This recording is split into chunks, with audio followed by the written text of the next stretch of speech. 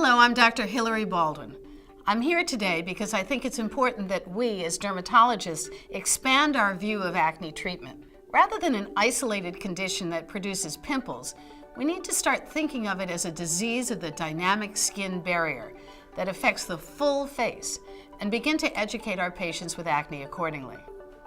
The skin barrier has 5 main functions, as shown here, 6 if you count renewal and repair.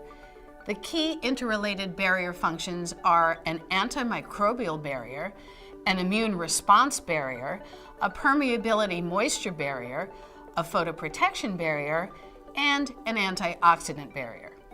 It's a holistic system, and there are a lot of things that can disrupt the dynamic equilibrium that the healthy skin barrier seeks to maintain, including acne. Acne is a disease of the pilosebaceous unit, which is shown here in its normal state. As you know, acne lesions are often categorized as either non-inflammatory, such as open and closed comedones, or inflammatory, such as papules and pustules.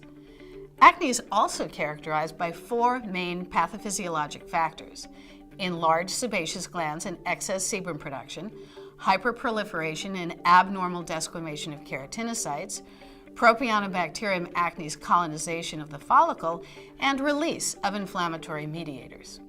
These pathophysiologic factors interplay in a complex manner to produce acne lesions and to disrupt some key barrier functions.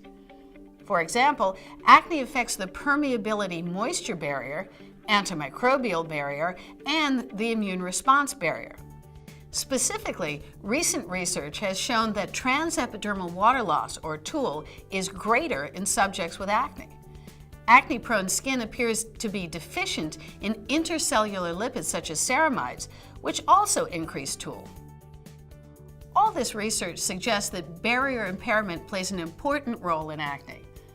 So, we don't want to use a treatment regimen that will further degrade the functioning of the skin barrier, damage the stratum corneum, or increase TOOL or inflammation.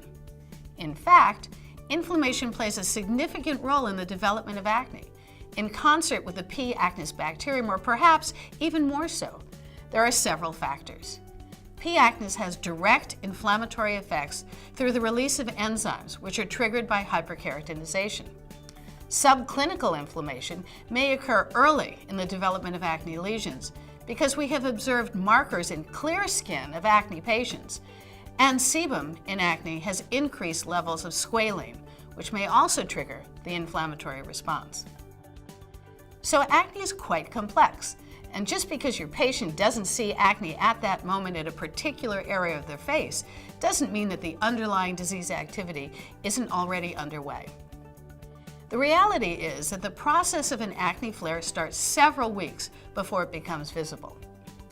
So what we want to be recommending is a daily, full-face regimen that will allow them to develop skincare habits that they can use over the long haul to gain control. Too many teens I see do just individual lesion application. Their efforts to control their own acne can actually make effective treatment even more complex. What I tell my colleagues is no acne visit is finished until we've discussed good skincare practices. And what I tell my patients is that I want them to think about their moisturizer, their cleanser, and their ultraviolet light protection so that they can repair their barrier, maintain their barrier, and improve their acne over the long haul. Today, there are great technologies in over-the-counter cleansers, light therapy masks, and other acne-fighting products that harness the salicylic acid or benzoyl peroxide in ways that help to minimize skin barrier disruption. Once acne patients understand that their acne is a full-face condition and not the result of dirt, and is a disruption of the dynamic skin barrier system that needs to be restored to health, they're more likely to stop treating outbreaks as individual spots or scrubbing themselves raw. They are more likely to stick with a long-term strategy that will give them some control and protect the integrity of their skin barrier, including proper moisturization and UV protection.